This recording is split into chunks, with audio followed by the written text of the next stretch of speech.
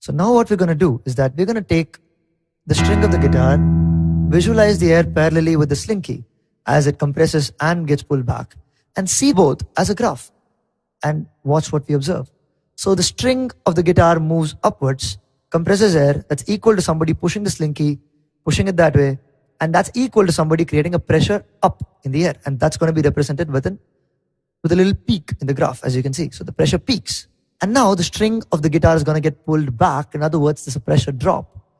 And in this way, the slinky is going to get pulled back again. So the compression of the slinky has gone a little forward and the spring has gone a little forward, but the back is a little more elongated. And that in the graph is represented as a down. Yeah, so a trough, a crest and a trough. So what have we really shown here? There's a pressure up and a pressure down. And that's the way of visualizing it. And this is the way in which you will draw it as a graph. Now what is going to happen now is it's going to repeat again.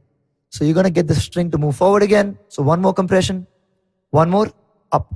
So you will let this run through time, and that's what you will observe, right? The string compressing and rarefacting the air, compressing, pushing it back, compressing, pushing it back, so on with the slinky and so on with the graph. The graph is a good way to visualize this, rather a very, very convenient way to visualize what's happening for us. And you can also begin to observe that the graph is actually more suitable, more intuitive for a transverse wave, right?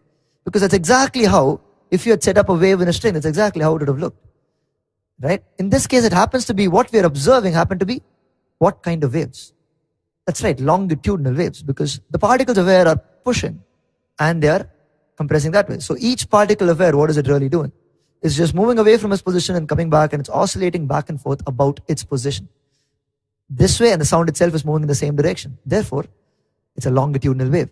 So longitudinal waves are usually a little difficult to visualize. Therefore, the graph actually gives you more of a transverse representation of it. Because if you had taken a string and done that, the graph is how it would have looked. But in this case, that represents the sound and the slinky, both of which are longitudinal waves.